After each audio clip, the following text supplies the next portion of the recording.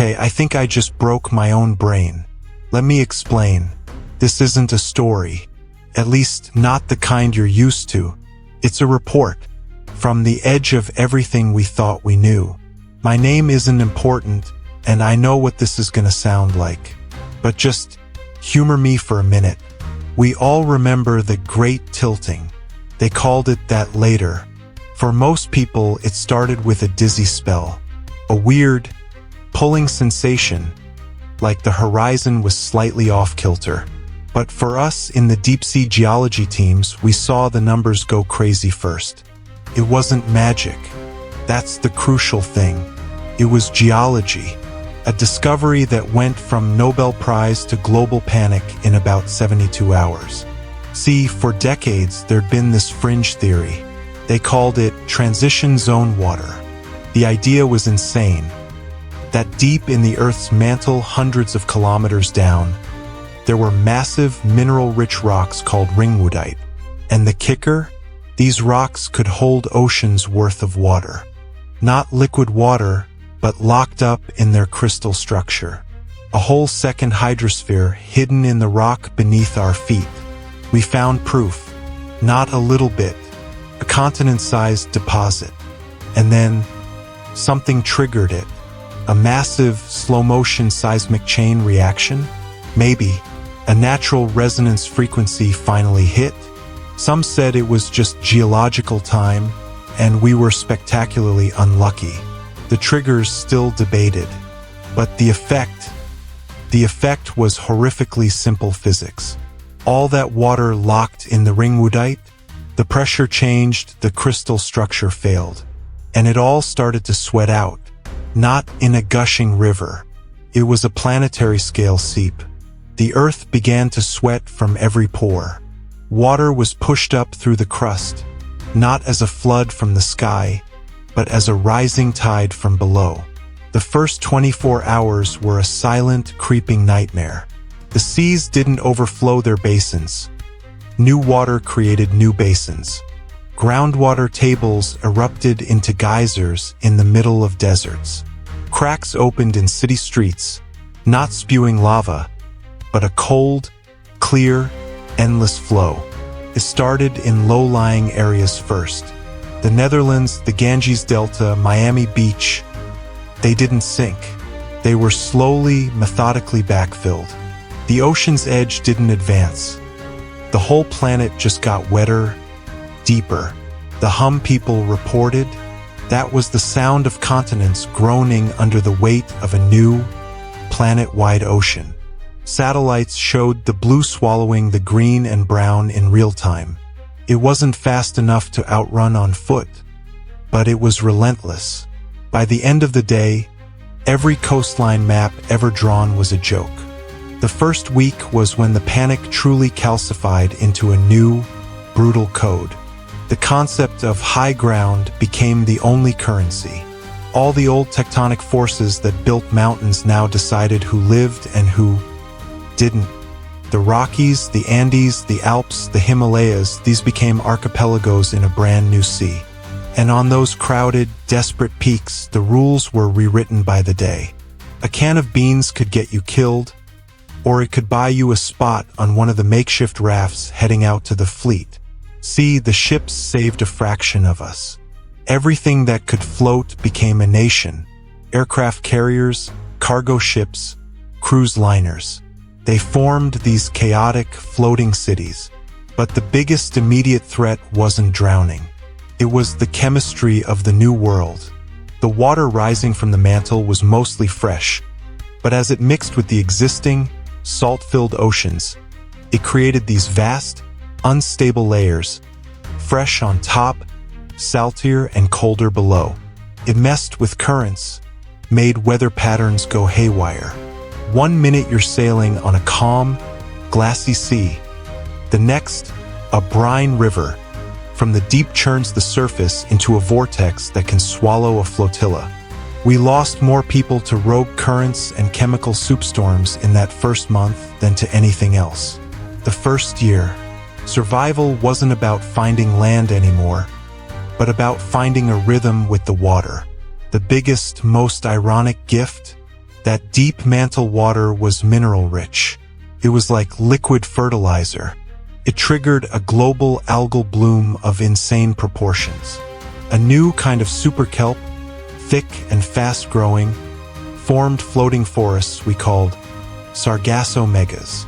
That became our staple food, biofuel, even raw material for crude plastics. We weren't farmers anymore, we were aquatic foresters.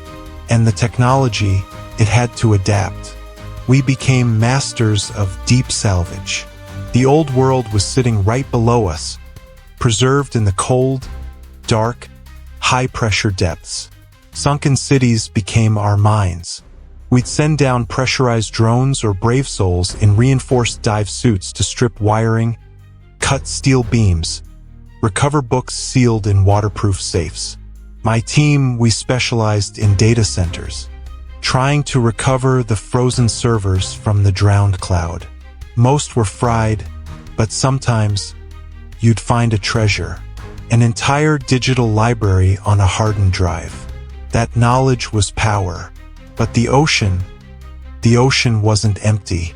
The mixing of waters, the new nutrient upwelling from the planet's guts, it turbocharged evolution. Life exploded in size and strangeness. Giant filter feeders, like living islands, grazed the kelp forests. Bioluminescent jellies filled the night seas. And the predators, they grew to fit the new scale. We weren't top of the food chain anymore. We were fragile, bubble-dwelling intruders. The biggest threat shifted from the water itself to what was in it. Sonar became our most vital sense. A massive, slow-moving shadow on the screen could mean a peaceful leviathan, or something with different intentions. 10 years out, this is our world now. We call it the Neo-Pacific, even though it covers everything. Civilization exists in 3 distinct and often distrustful layers. You have the mountaineers, clinging to the highest peaks, trying to terraform cliffs with hydroponics, living in the clouds and dreaming of solid rock. They're the traditionalists, the librarians of the old ways. Then there's the pelagic states, the great floating cities, conglomerations of ships and constructed platforms, farming the kelp forests and trading along the new wind-driven currents. There are the merchants, the engineers, the new normal. That's where I'm based. And then, there are the Bathanauts. This is the part that still keeps me up at night. They're the ones who looked at the new ocean and said, "We don't need to live on it. We need to live in it." Using advanced salvage tech and gene therapy derived from deep-sea creatures, they modified themselves. Enhanced lung capacity, pressure-resistant body modifications, eyes adapted to the permanent twilight of the midwater. They live in pressurized habitats anchored to the continental shelves, in the drowned skyscrapers of the old cities. They farm bioluminescent bacteria, hunt the new species with spear guns that fire harpoons tougher than steel.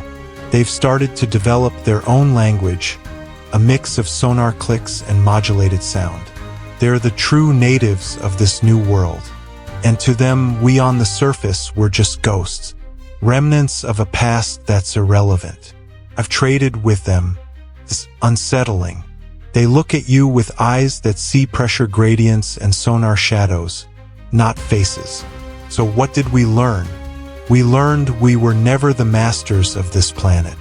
We were just tenants on the dry parts. The Earth has more than one setting. We uncovered its deepest secret, a hidden ocean, and in doing so, we triggered our own eviction notice. The most brutal truth? This isn't an alien invasion. It's a homegrown apocalypse. We didn't understand the house we lived in. We poked at the basement walls, and the whole foundation decided to remodel itself. And me? I'm a salvager, a historian of the drowned. Yesterday, my dive team had to go down to a place we call Metro Deep, the ruins of a major coastal city, to recover a specific piece of medical equipment from a hospital data vault. On the sonar, it looked clear. But when my partner Lee and I were in the murky lobby of what was once a grand hotel, our lights caught a movement. It wasn't a fish. It was a bathynaut just watching us from a shattered conference room. It didn't move. It just tilted its head, its artificial gills flaring slightly in the current. It was holding something, a tarnished brass nameplate from the hotel desk. It looked at the plate, then at us, back at the plate. Then it just turned and kicked off into the dark, leaving a trail of faint bubbles. It didn't feel like a threat. It felt like an appraisal, like we were the museum exhibits. So yeah, that's the report. The Great Tilting. We found the Earth's hidden ocean, and it politely asked us to leave the living room. What would you choose? The thin air of the mountains? The rolling decks of the floating cities? Or would you take the plunge and change your very body to join the bathnauts in the deep? Let me know in the comments. I'll be down here on the surface between the sky and the abyss, always looking over my shoulder, or more accurately, looking down.